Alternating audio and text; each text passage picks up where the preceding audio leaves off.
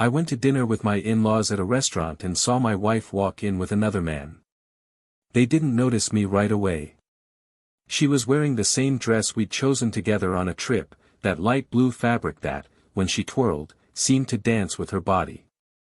The man walked beside her intimately, their shoulders close, as if the entire world around them were just background noise. I watched them sit down, laugh, exchange glances. My in-laws chatted animatedly with me, unaware that, just a few feet away, my life was melting into silence. I got up, walked to her table, placed my hands on the wood, and said firmly, "Enjoy your meal." And I left, leaving behind everyone's silence, the sudden pallor on her face, the fright in that man's eyes. I didn't make a scene. There were no screams. The scandal was all inside me. That night, when she arrived home, I met her eyes, searching for excuses that didn't exist. I said what I needed to with the clarity of someone who no longer had any doubts. There, between the walls where we promised eternity, I declared an end to the lie. She cried, tried to explain that it was a mistake, that she was confused, that it started after a few fights. She said she felt alone. That he made her laugh, that she felt seen by him. I heard it all. Every word that, in another time, would have shattered me. But there, in that moment, it no longer hurt as it had before. It was as if I were watching a scene from a sad movie with the ending already known. She tried to stay with him. She believed that this relationship, born of the forbidden, would become something solid, a new beginning. But it didn't take long for her to realize she'd mistaken excitement for connection, and that what she had with him was as shallow as the reason she'd cheated. There were no promises, no plans. Just empty encounters and uncomfortable silences. Little by little, he began to disappear. First came the messages that took a long time to respond. Then came the postponed dates. Until one day, he simply didn't show up anymore. No explanation. No goodbye. Just the echo of her choice, bouncing against the walls of the emptiness she'd built herself. She tried to rebuild her life, but it was never the same. Friends drifted away, some silently, others with harsh words. Her family avoided discussing the subject, but judgment was evident in their looks, in the invitations that stopped arriving, in the photos where she no longer appeared. Alone, she began to revisit the past with moist eyes and sleepless nights. He began to dream of me. Of our home, our travels, our lazy Sundays. He woke up with a damp pillow and an unbearable silence, which neither social media, nor new contacts, nor attempts at distraction could silence. Regret didn't come all at once. It came in installments. In scattered memories that hurt more than any punishment. Meanwhile, life continued on its way for me. Not immediately, nor easily. I had my empty nights, my days of pent-up anger, my wounded pride, my desire to disappear. But little by little, I relearned how to breathe. How to look at myself in the mirror without feeling foolish. How to drink coffee without glancing at the side of the table where she used to sit. And then, unexpectedly, I encountered a light smile, a sincere presence, someone who didn't need grand gestures to remind me that peace is also a form of love. It was a different kind of love, without shouting, without games. A love that healed, not demanded. Years later, she came to me. She was different. Her eyes were tired, her voice low, the body of someone carrying too much weight. She said she regretted it. That she remembered me every day. That she would give anything to go back in time. I listened to her. Without rancor. Without irony. Because, in that moment, there was no more pain. There was understanding. Because I knew what she had lost. And so did she. When she finished, I looked into her eyes and said calmly, "I'm with someone else." And it was as if her world collapsed right there, in front of me. She tried to smile, but her eyes filled with tears. She thanked me for listening. And left. She never tried to look for me again. But sometimes, I know, she still dreams of me. She dreams of the sound of my laughter, of the light touch of my hand on her back when I hugged her from behind while she cooked. She dreams of the Sundays we danced in the living room, even without music. She dreams of the love she threw away for something that was nothing more than a spasm of ego and need. And she wakes up, always, alone. It's not punishment. It's not revenge. It's just the consequence of what you choose when you turn your back on the one you love. Sometimes people ask me if I've forgiven her. Yes, I have. Because harboring hatred is like taking poison and waiting for the other person to die. But forgiveness isn't an invitation to return. It's just a full stop to a story that deserved to have been different. Today, I love in peace. I sleep soundly. And she learned the hard way that betrayal doesn't just steal from the other person. It steals from oneself too. It steals the right to be remembered tenderly, the right to be a home, to be fondly remembered. It steals the future. And the cruelest thing of all. It wasn't even the end. What truly destroyed her was the day, after so long, when she returned to where we'd met. A simple restaurant on a hidden street. She sat alone at the same table, ordered the same dish as before, and stayed there, waiting, perhaps for me, perhaps for a version of herself that no longer existed. And when she left, her eyes brimming with tears, she went home, lay down, and cried like never before. Because that night, like so many others, she dreamed of me. She dreamed that I would return. That I would forgive her. That we would dance again. But, as always, she woke alone. And for the first time, she understood that the emptiness of the bed was also the echo of the choices she'd made. But what she didn't know, is that on that very day, something much bigger had happened. Something that would forever change the way she remembered me. Something that perhaps, deep down, she'll never have the courage to tell anyone. Because that's when the true weight of regret falls. Not over what she lost, but over what she'll never be able to touch again. Welcome to the channel. Here, we do not romanticize betrayal, we expose its consequences. All the stories you hear are fictional, but the feelings are real. Our purpose is clear, to show how betrayal destroys homes, hearts and futures. Get ready. What's coming next is a story shocking, intense and unforgettable. Good listening. Gabriel has always been a man of few words and many observations. He grew up in a home where feelings were not easily exposed, but where respect and responsibility were instilled from an early age. His father, a quiet electrician, and his mother, a literature teacher, were the firm pillars of a simple yet value-filled life. There were no exaggerations, no empty promises, only constancy. And perhaps that was why, when he met Helena, he felt immediately disarmed. She was the opposite of the silence in which he had been raised. She spoke with her hands, with her eyes, with a wide-open laugh that, even on the most ordinary days, filled the room with an energy difficult to describe. Helena was intense not just out of vanity, but by essence. She came from a somewhat more affluent family, accustomed to long breakfasts, Sunday dinners with philosophical discussions, and trips planned months in advance. Her mother was an interior designer, and her father was a retired lawyer who never retired from his opinion. Their first meeting was unexpected. A mutual friend insisted they go to a photography exhibition at a small cultural center tucked away on a cobblestone street. Gabriel, who disliked such events, went to please. Helena, on the other hand, seemed to move among the images with familiarity, as if each painting were an extension of herself. It was she who spoke first, commenting on the light shining through the glass in one of the photographs.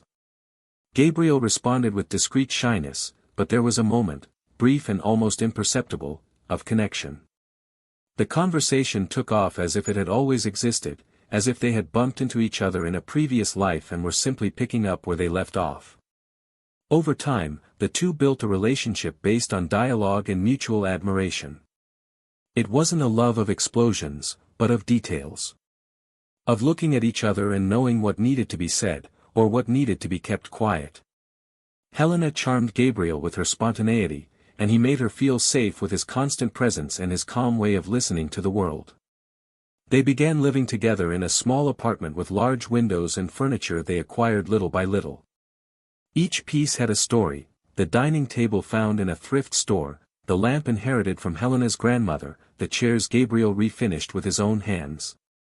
That house was more than a space, it was an extension of their relationship, full of imperfections and meanings. In the early years, the two balanced each other in gentle routines. Black coffee without sugar for him, tea with cinnamon for her. She loved writing in old leather-bound notebooks, he preferred to resolve everything in his mind before committing it to paper. They were different, but they shared the same sense of commitment, the same desire to make things work. They shared tasks, dreams, bills, and silences. When they fought, they were short discussions, almost always ended with long hugs. They didn't usually sleep apart, even during the worst arguments. The bed was a symbol of silent reconciliation, and the other's body, a place of refuge.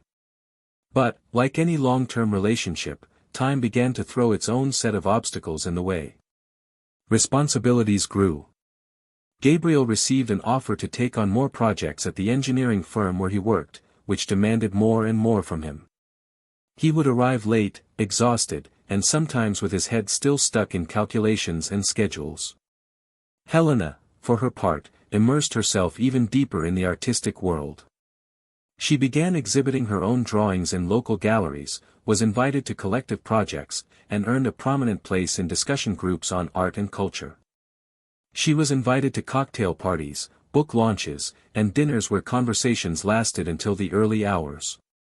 Their lives began to follow different rhythms, but there was still love, still that hug at the end of the day. Only now, the meetings happened less frequently. Gabriel sometimes fell asleep on the couch out of exhaustion. Helena started the day later, after he had already left. The messages became more practical: "Did you buy bread? I'll be back at 8, good luck at the meeting." There were still kisses, but fewer lingering glances. There was still affection, but the touch had become automatic. Despite this, there was no visible rupture. Nothing to set off alarm bells. It was as if everything was still there, but shrouded in a thin layer of distance. Gabriel noticed this change, but didn't know what to call it. He thought it was just a phase. "We're tired," he thought. "It'll pass soon." Helena, on the other hand, began to feel that the silence between them was growing too great. It was as if they were speaking different languages. She tried to converse a few times, but Gabriel, always calm, responded with practical solutions, as if she were a problem to be solved, not someone wanting to be understood. Even so, weekends were sacred. They made a point of keeping at least one day to themselves, even if it just meant ordering takeout and watching an old movie. The families remained close, and get-togethers with the in-laws were frequent. Gabriel's parents adored Helena, seeing in her the lightness their son lacked. And Helena's parents liked Gabriel's seriousness, thinking he was the ideal balance for their daughter's intensity. No one suspected a thing. Not even their closest friends, who still saw them as the couple who had overcome time and their differences. The proposal took place on a late winter afternoon, on a candlelit porch. Gabriel, without exaggeration, but sincerely, said he wanted to grow old with her. Helena cried and said yes with teary eyes. They didn't set a date. They decided they would do it at the right time, when their schedules allowed, when their hearts asked. The ring appeared on her finger soon after, discreet and elegant, just as she'd always wanted. It seemed like everything was falling into place again. That the difficult phase was behind them. But what no one knew, not even the two of them, was that love, when wounded by the lack of presence, begins to change shape. And sometimes, without you realizing it, you begin to silently ask for help. Gabriel believed he was doing the best he could. He endured the pressure of work, the anxiety of meeting goals, the internal pressure of being the ideal man. He wanted to comfort Helena, he wanted her to be proud of him. Helena, lost in feelings she couldn't explain, felt alone even when she was with someone. It was a loneliness that didn't come from physical absence, but from the absence of connection.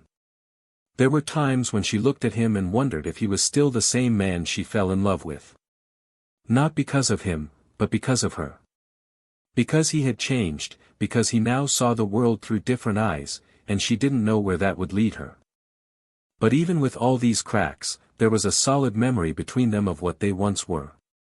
This memory still sustained their gestures, still fueled the sporadic smiles, the silent coffees shared, the exchanged glances in the rush of the day. There was something beautiful in that attempt to carry on, even when everything began to seem more difficult. It was like rowing against a gentle but steady current. No one knew for sure when they had stopped rowing at the same pace. They only knew that now, sometimes, they looked at each other as if they were two strangers trying to remember how they had gotten here. On the day of dinner with his in-laws, Gabriel was especially tired. He'd had a busy week, but he wanted to keep the appointment because he knew how important it was to his mother. He put on the shirt Helena had complimented, stopped at the market to buy her favorite wine, and left with a slight smile on his face. He didn't know that that night would mark the beginning of a pain he never imagined he'd feel. I still thought they were trying, I still believed they were under construction. And maybe they were. But construction, when done alone, becomes a hollow effort.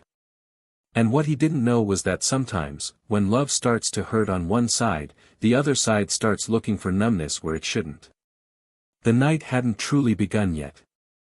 And their story, despite the cracks, still felt whole. But what seems whole isn't always standing tall in a suit. Sometimes, it's just a facade.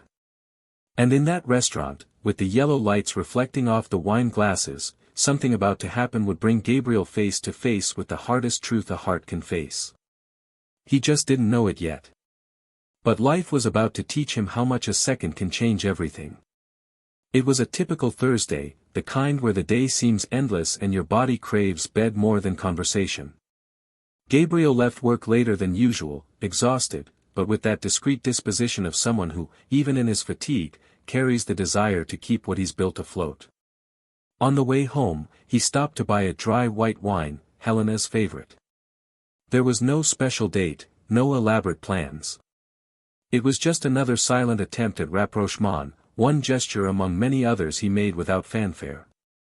He arrived home, saw the porch light on and incense burning in the corner of the living room. Helena was there, barefoot on the rug, a book on her lap, her eyes lost in a reading that seemed to interest her more than his arrival. He tried not to mind, forced a smile, and invited her to dinner. She hesitated for a moment, as if considering refusing, but agreed. They dined in silence, exchanging short phrases, and then she went to bed early. Gabriel stood in the living room, wineglass in hand, staring at the switched-off television screen. Something was off, but he couldn't quite put his finger on it. The following days continued at this lukewarm pace, with small gestures trying to fill a void that was becoming increasingly evident. Helena seemed more distant, more introspective, but at the same time, she maintained a restless energy. She began going out more frequently, justifying commitments with friends, exhibitions, meetings about artistic projects. Gabriel didn't question it. He trusted. Or maybe he was simply avoiding confrontation. He preferred to believe she was finding herself again, that this was her moment, that it was a phase. He focused on work, reports, and tight deadlines. At night, they would cross paths again, sleeping side by side, but not together. They still kissed, but hurriedly, as if fulfilling a formality. The presence was there, but the encounter no longer took place. Weekends also lost their luster. Long breakfasts were replaced by separate meals, at different times. She woke up late, he left early. And when they were home at the same time, the television filled the silence with something. One day, Gabriel suggested a trip, a break from it all. Helena smiled but said she couldn't, that she had an important commitment that weekend. He didn't insist. He got in the car, drove to his parents' house, and spent the day helping his father with small renovations. When he returned, he found Helena asleep, the bathroom light still on, and a different scent in the air, a perfume he didn't recognize. It bothered him, but he squelched his suspicions like someone sweeping dust under the rug. It was during this period that an invitation to dinner with his in-laws arrived. Their wedding anniversary was being celebrated at a low-key restaurant, one they frequented on special occasions. Gabriel thought it would be a good opportunity to rekindle a connection between him and Helena. She agreed to go, but seemed hesitant. On the night of the dinner, she said she would go straight from work, as she had a meeting later that afternoon. Gabriel found this strange, as she usually avoided commitments on family occasions, but again, he didn't want to arouse suspicion. He arrived at the restaurant at the appointed time, greeted his in-laws respectfully, and tried to maintain a light conversation. The atmosphere was welcoming, the lights dimmed, and the background music discreet. He checked his watch every now and then, hoping Helena would arrive soon. His in-laws, friendly as always, showed no concern. Gabriel was about to send a message when, as he looked up at the restaurant's front door, time seemed to stop. Helena entered with another man. They weren't holding hands, but their bodies were too close, their gazes in sync, their intimate smiles, everything betrayed that this was no simple friendship. She seemed light, lively, different from the woman who had been inhabiting the house for the past few months. Gabriel felt his stomach sink, but his face remained motionless. The shock was internal, and his mind began racing in different directions. He tried, for a moment, to believe it was a mistake. That perhaps they were colleagues, that perhaps there was a logical explanation. But the way she carried herself beside that man said it all. It was a kind of intimacy that left no room for doubt. Helena didn't see him immediately. Gabriel watched in silence for a few seconds. Time stretched, the voices around him became noise, and he calmly stood up. He walked over to the table where she had just sat with the other man, stopped in front of them, and said with a calmness that hurt, "Enjoy your meal." The reaction was instantaneous. Helena paled, the smile froze on her face, and the man looked away, as if caught in the act. His in-laws, a few feet away, watched the scene blankly. Gabriel said nothing more. He turned and left the restaurant without looking back. The world seemed to spin in slow motion. There were no shouts, no confrontations. Only a silence that said it all. In the car, his hands trembled. His throat burned with a lump that refused to go down. What tore him apart most was not the betrayal itself, but the fact that, at some point, he had stopped being seen. He had stopped being a choice. When he got home that night, he didn't turn on the lights. He sat on the sofa, still in his dress shirt, and stood there in the darkness, hunched over, his eyes fixed on nothing. He remembered every recent scene he had ignored. Every silence, every excuse, every averted glance. It all made sense now. The puzzle was cruelly complete. There was no longer room for doubt. Helena had betrayed him. And what hurt even more was realizing that the woman before him, days before, had laughed beside him, had slept in the same bed, had said, "See you tomorrow," with her eyes closed. Helena arrived some time later, silently trying to open the door with her key. When she saw the porch light was on, she hesitated. She entered slowly and found Gabriel sitting motionless. He didn't say anything right away. He just looked at her, without anger, without shouting, with a contained pain that was louder than any accusation. Helena tried to explain herself, but he interrupted her with a calm gesture. He simply said there was no more room for lies. That she could sleep there that night, but the next day, he wanted clarity. He didn't demand justifications, nor stories. Just the truth. She cried, knelt, told him she wasn't what he thought, that she had lost herself, that she still loved him. But Gabriel no longer listened with the same heart.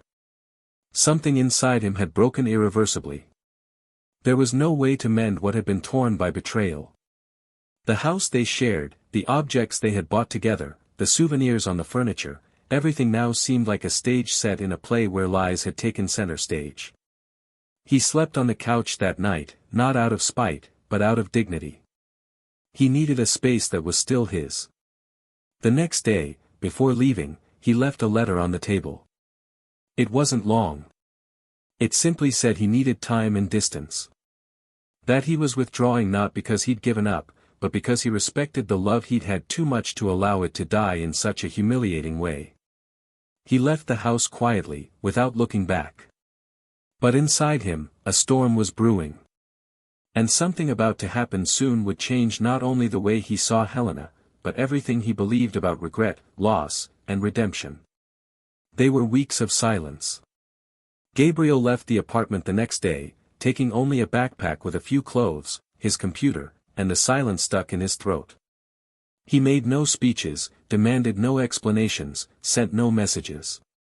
He cut off contact like someone closing a book that has been read too painfully. He slept in a hotel for a few days, then rented a small studio where the only thing taking up space was the absence of everything that reminded him of Helena. The place was cold, empty, but he preferred it that way.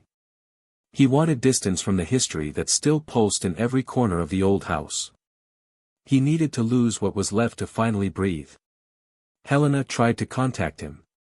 She sent short messages at first, then began writing long texts asking to talk, to explain. She said she was lost, that she wanted to find him again, that she didn't know how to repair the damage. Gabriel read them but didn't respond. Not out of contempt, but because he didn't want answers in the form of justification. What had been done couldn't be undone by arguments. The days went by, and their mutual friends gradually disappeared, each choosing their own sides or simply choosing not to get involved. Her parents, embarrassed by what had happened, didn't bring up the subject again. His, discreet and respectful, offered support without question. Months passed. Gabriel gradually reorganized his routine. He started running early in the morning again, changed his haircut, and changed his route to work. Small changes that, even if they didn't cure him, gave him a sense of movement. He started going out more, accepting invitations for coffee, reconnecting with old friends, and one afternoon, almost by accident, he met Julia. She was light-hearted, spoke little, and laughed with her eyes.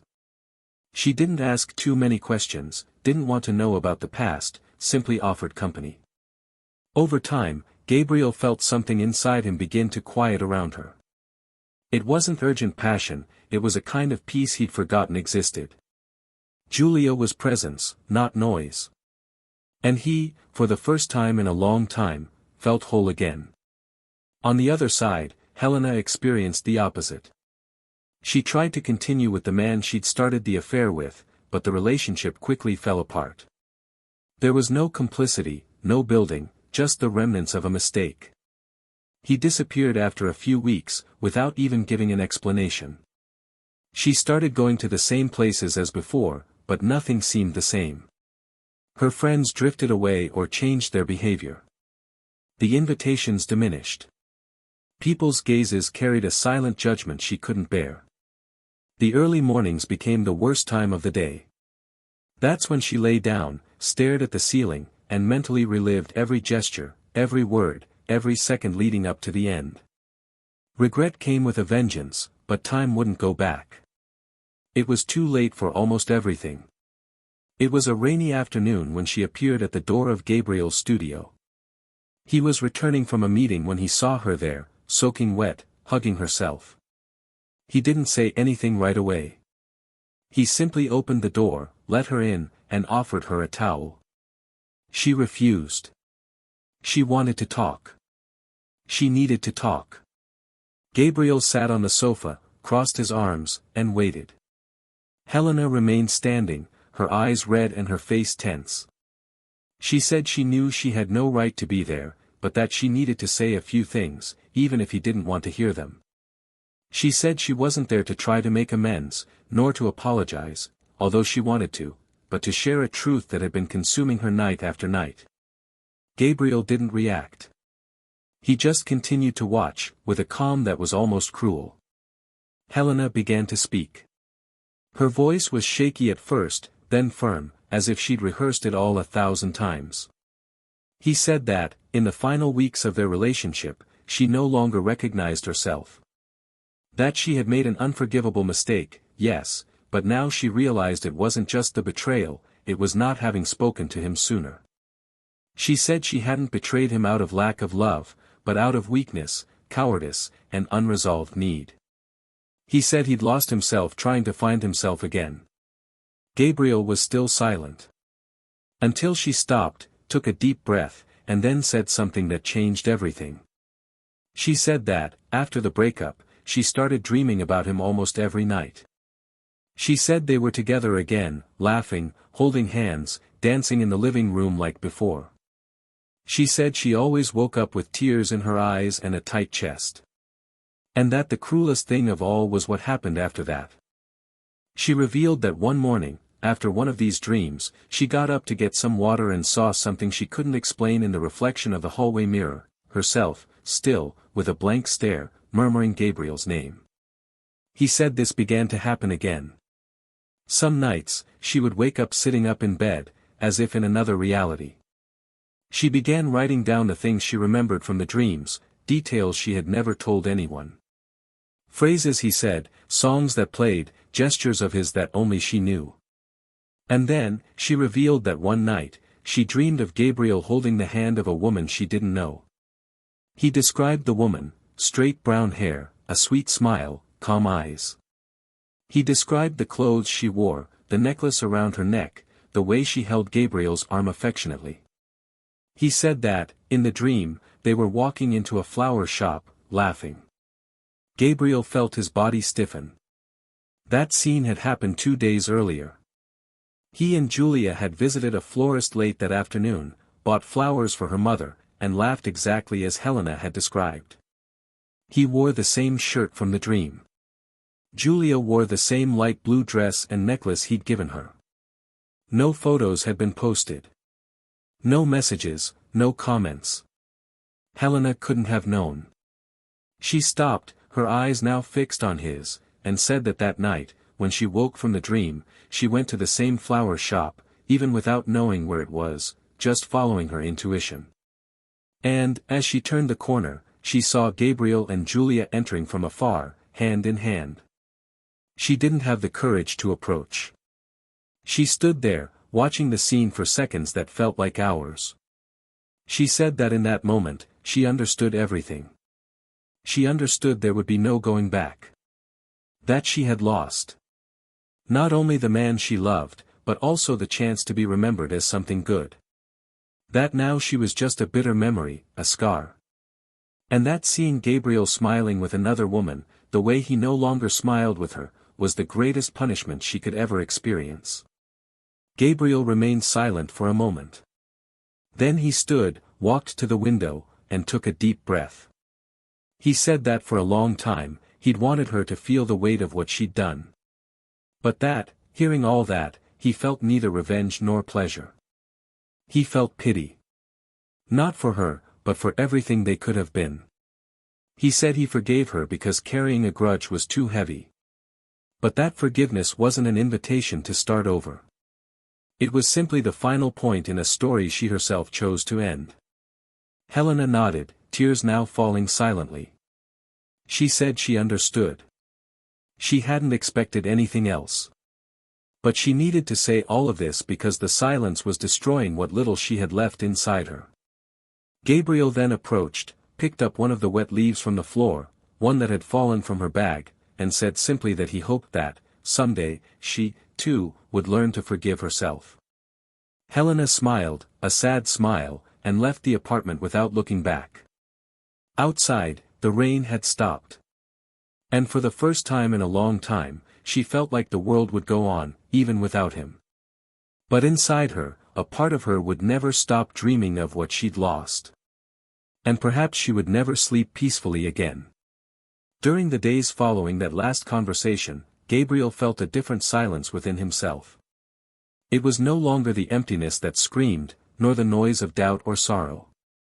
It was a new, profound calm, as if everything had finally reached a point where he no longer needed to fight it. He slept better, woke feeling light, and even though the memory of Helena surfaced from time to time, in the smell of incense as he passed a store, in a song playing in a cafe, or in the way the light filtered through certain windows, he no longer felt his heart ache. The wounds had healed. Not without scars, but scars he had learned to respect. Julia, increasingly present in his routine, welcomed him with a gentleness that asked for nothing in return. They were in no hurry. They lived what they had naturally, like those who understand that some new beginnings are like the seasons. They don't arrive suddenly, but settle in slowly, changing the climate, changing the air, until one day, without realizing it, everything blooms again. Gabriel never mentioned Helena's name to anyone again. Not out of spite, but by choice. It was a part of his life he didn't want to nurture. He didn't talk about her with Julia, nor with his friends or his parents. He kept his memories exactly where they belonged, in the past. And, as much as the pain had been part of his reconstruction, he understood that now was the time to look forward. Helena, in turn, also kept her distance. After that day, she never reached out to Gabriel again. He disappeared from social media, distanced himself from his few remaining friends, and, for a time, seemed to have vanished from the world. But the truth is, she simply went silent with her own pain. She spent months withdrawn into herself, trying to reorganize what remained of the identity that had crumbled with her choice.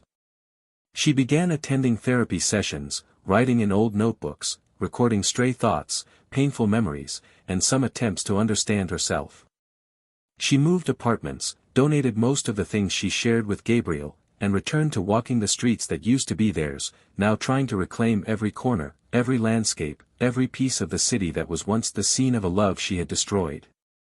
One night, after months of no contact, Helena was sitting in a new coffee shop, reading a book, when she saw Gabriel and Julia walk in together. Her heart raced reflexively, as if pulled back to a time when she was still a part of it. Gabriel didn't see her right away. He was laughing at something Julia said. They seemed comfortable, intimate in a way that only couples who deeply respect each other can be. Helena felt a sharp pang, not of jealousy, but of absence. It was as if she were seeing a life that could have been hers if she had made different choices. She lowered her head, trying to hide it. When she looked up again, their backs were to her. Helena stood silently, paid the bill, and left without anyone noticing. On the sidewalk, she took a deep breath, walked slowly until she reached the square where she usually met Gabriel on Sunday afternoons. She sat on a bench and remained there, eyes closed, trying to accept that this was, in a suit, the end. Gabriel only learned she was there days later, when a mutual acquaintance mentioned it by chance, unaware it would be a trigger. At that moment, he simply nodded and said nothing. That night, however, as he lay in bed, the thoughts returned. As much as he had overcome it, it was strange to think that, somewhere in the city, Helena was still around, still alive. He remembered her look that last time. There was no manipulation there, no drama. There was only raw, irreversible regret. And perhaps for that reason, Gabriel decided to write one last letter. Not to reopen doors, but to close them once and for all with dignity. In the letter, he thanked her for the good years, acknowledged the happy moments, but also made it clear there was no longer room to take anything back. He said he now understood that some people come into our lives to teach us how to love, but that true love, the kind that endures, is built with respect.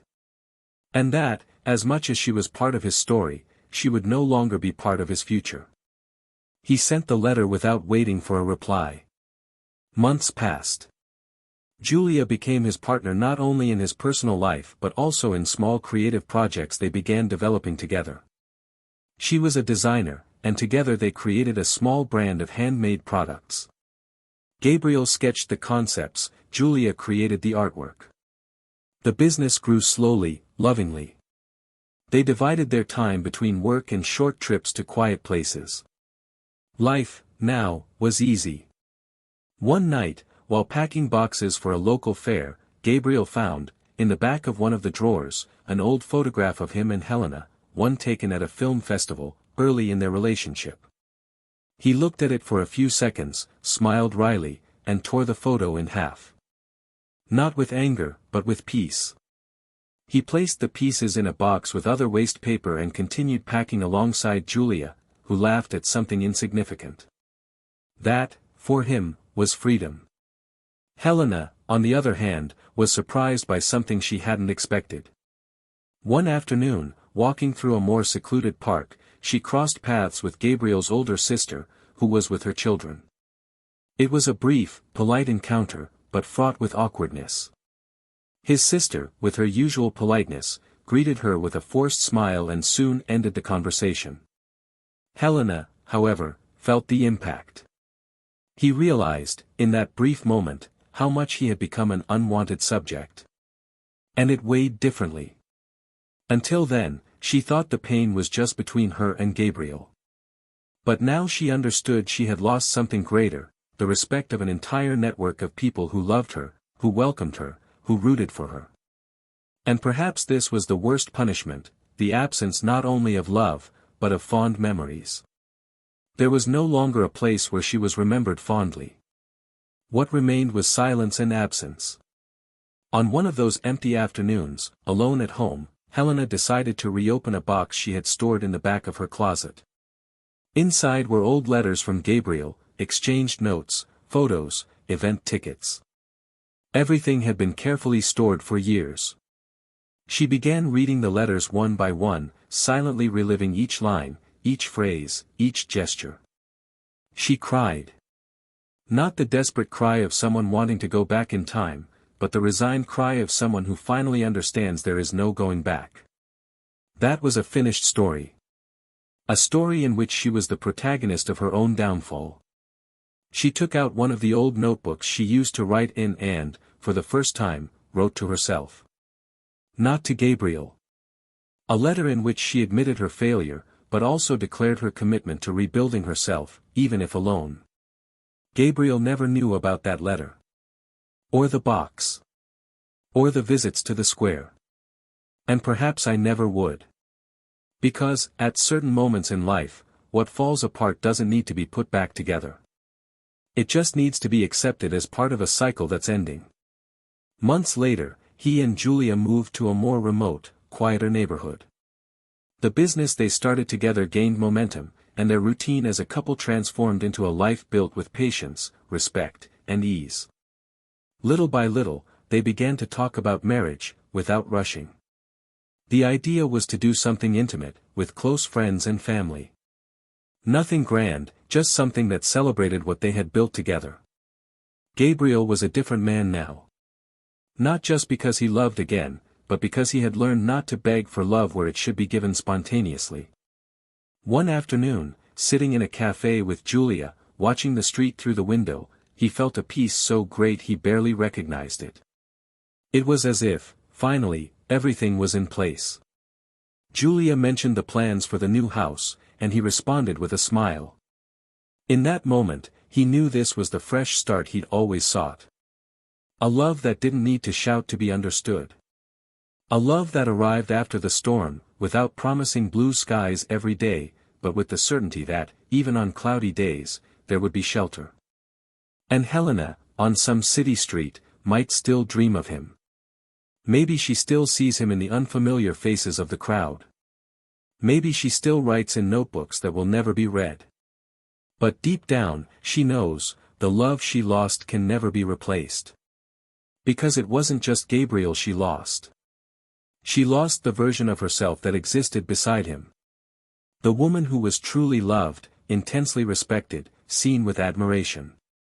And there is no greater punishment than carrying the certainty that, by a wrong choice, she destroyed the safest place she ever lived. And it's in this kind of ending that love doesn't turn to hate. It turns to silence. Silence where, once, there were promises. Time followed its course with the cruel delicacy of one who waits for no one. The seasons changed, and with them, the landscapes, the habits, and even the voices. Memories gradually lost color, like old photographs left in the sun, but some pains, even when faded, remained scars beneath the skin. Gabriel no longer carried the weight of the first months, that urgency to understand why, to seek answers where only choices existed. He now lived life differently, not only because of Julia's presence, but because of the absence of doubts about who he was and what he deserved. The clarity he had gained didn't give him revenge, but freed him from the need to prove anything to anyone. He was free, and this freedom wasn't made of absence, but of lucidity. In the new home he and Julia had chosen together, the atmosphere was different. There was simplicity in the details, a lightness in the routine, and a kind of quiet love that required no introduction. They lived as if they knew that happiness doesn't reside in spectacle, but in constancy. Gabriel woke early, calmly tended the plants, read the news while making coffee, and shared the morning silence with Julia in a way that seemed choreographed by years of living together, even though their relationship was still young. She, in turn, had found in him a rare kind of surrender, without pressure, without demands. Their time together was built on mutual respect and small displays of affection. There were no excessive promises, but there was truth in everything. Even with everything peaceful, there was something latent within Gabriel, something he hadn't yet named. It was a kind of warning, a distant premonition, an unresolved issue he preferred to keep dormant. It wasn't about returning to the past, nor about reliving what had been. It was about what hung in the air, what wasn't fully said, or perhaps shouldn't even be said. He knew Helena was still somewhere, living her own life, rebuilding herself, or perhaps just trying to survive her own conscience. But what he didn't know was how much silent guilt she carried, how much of her reconstruction was made up of fragments of something she herself had broken. Helen had changed, yes. Not drastically, but internally, where the truest changes happen. She began to lead a more introspective, more discreet life. She developed new habits, frequented different spaces, and avoided places that reminded her of Gabriel. During therapy sessions, she gradually came to understand that the betrayal had not been an isolated act, but the reflection of a chain of bad choices, of swallowed silences, of accumulated resentments, and of a desperate escape from herself. Regret was still a constant, but now with less self-pity and more awareness. She no longer saw herself as the victim of a fleeting passion, but as the author of a ruin that could have been avoided. And in this process of acceptance, a dilemma emerged that would haunt her: how to move on knowing she had made someone good disbelieve in love for a time. How to live in peace when she is the reason for the pain of someone who only knew how to love. On one of those days when the questions were more pressing than usual, Helena received an unexpected call. It was Gabriel's sister. After so long, the voice on the other end of the line seemed hesitant. The reason for the call wasn't aggressive, nor was it friendly. She had found some old letters belonging to their mother, among them a farewell letter Gabriel had written to the family at the height of his breakup with Helena, a letter never delivered, but kept for some reason. His sister thought it only fair that Helena know what he felt during those days, not as a form of punishment, but as a chance for understanding. The two arranged a brief meeting, and there, in a small, quiet cafe, the letter was delivered. Helena held the envelope with trembling hands, as if it contained dynamite. When she read it, alone at home hours later, she felt the world sink a little further beneath her feet. In the letter, Gabriel spoke about the feeling of losing his footing without losing his composure. About continuing to smile at his parents, going to work, fulfilling social commitments while feeling empty inside. He said the betrayal had made him doubt even his own intuition, and that, no matter how much he tried to rationalize, what hurt most was knowing he'd lost not only the woman he loved, but his trust in love itself. He concluded by saying he didn't know when he would feel whole again, but that, deep down, he still believed true love existed, he just didn't know if he would find it again. Helena cried in a way she hadn't cried in months. It was as if each word Gabriel said ripped away another piece of the illusion that time would heal everything. There, in that letter, was a raw, human pain that she had caused and would never be able to erase. Days later, while organizing some old books for donation, she found one with a dedication from Gabriel. A short but affectionate text. She held the book in her hands for minutes, remembering the night they had received it together, how they had discussed the plot of the stories, as if they were characters from a world apart. A world that no longer existed. But at that moment, a thought came to Helena that she couldn't shake: she needed to end the story differently. Not with an attempt to reconnect, not with apologies, but with surrender. With an exposition of her own pain and, most importantly, the lesson she had learned. She wrote a letter. Long, confessional, without embellishments. She recounted not only what she experienced after the breakup, but what she had learned about herself. She admitted her faults honestly, without playing the victim. She asked him not to respond or seek her out. He said he wanted nothing in return. She just wanted to leave him with the certainty that, despite the damage, she had learned. And that he had, indeed, been the love of her life, even though, ironically, she only realized this when there was no more time. Gabriel received the letter one Sunday afternoon, while watering the plants in the backyard. He recognized Helena's handwriting on the envelope before he even opened it. His heart raced, but he remained calm. He read it carefully, absorbing each line with the maturity of someone who had already forgiven, even before receiving an apology. She didn't cry, but she felt a lump in her throat. Not because she still loved her, but because she finally understood the full circle of that story. The letter didn't strike him as a return to the past, but as a release of what was left of it. It was as if her words closed the last window between them. He put the letter in a box, along with some old mementos, and didn't mention it to Julia.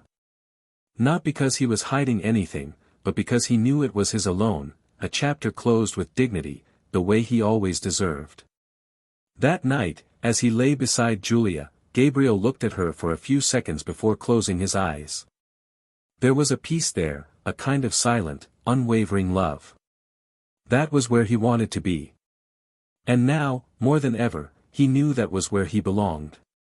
The past no longer held him back. He was free to love without fear.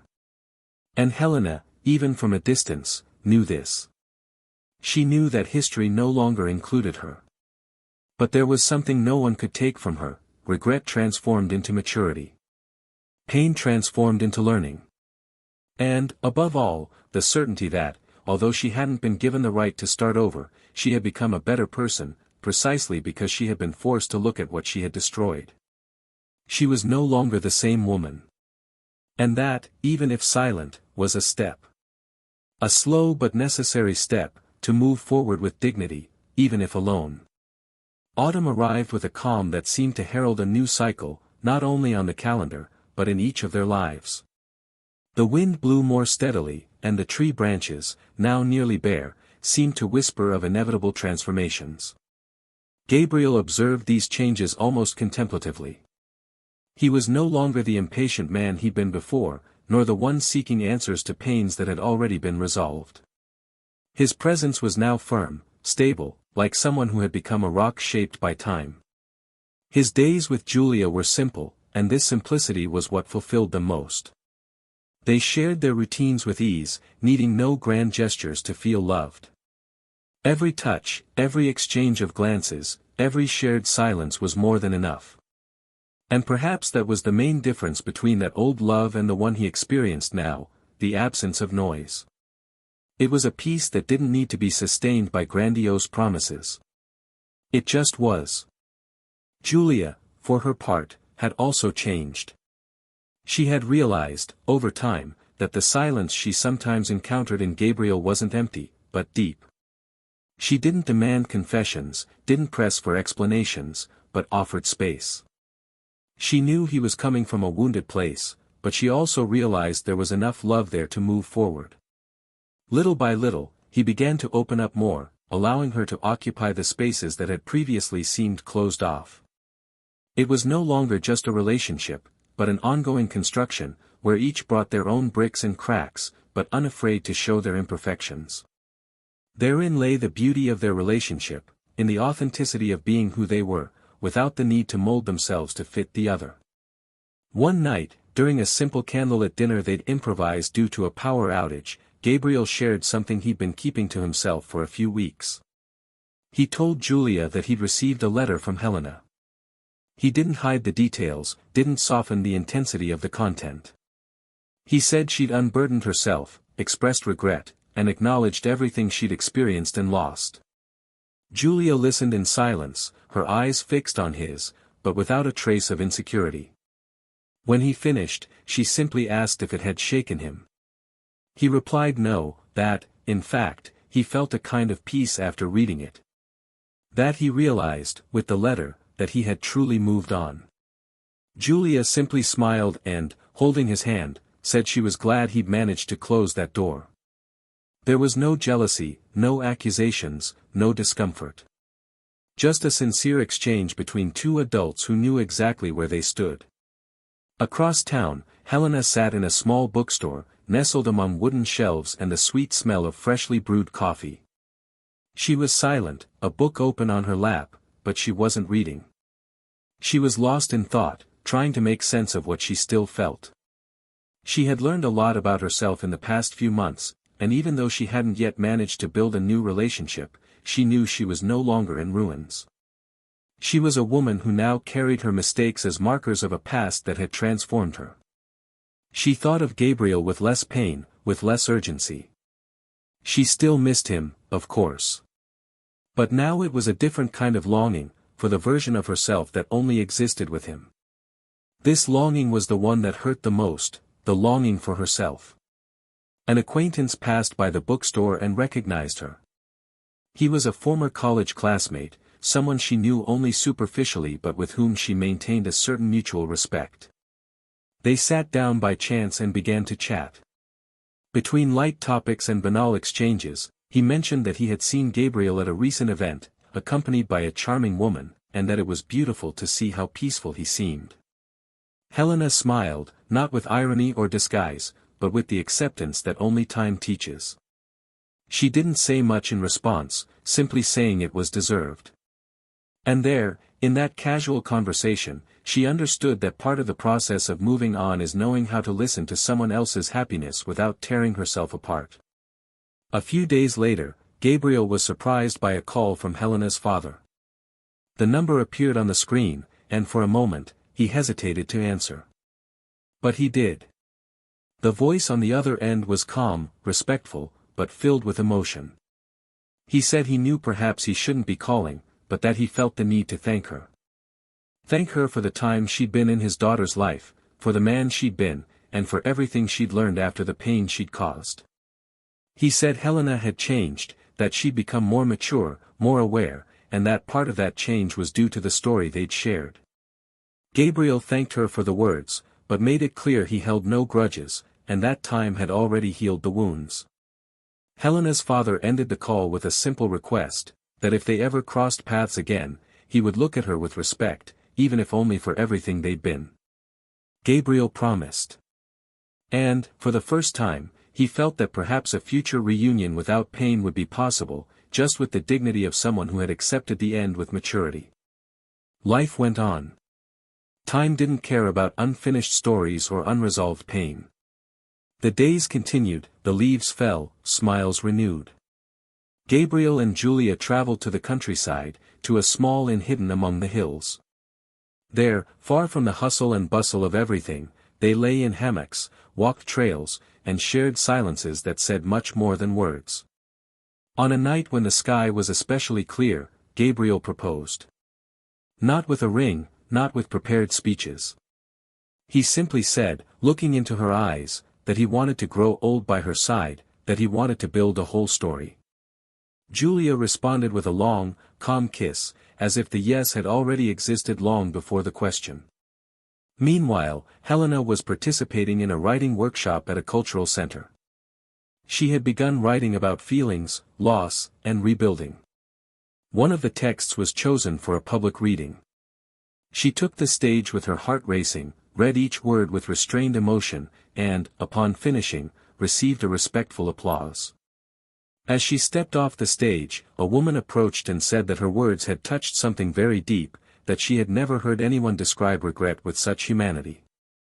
Helena smiled, thanked her, and in that moment, realized that perhaps this was her purpose now, to transform the pain she had experienced into words, into art, into something that could, in some way, give new meaning to everything she had been through.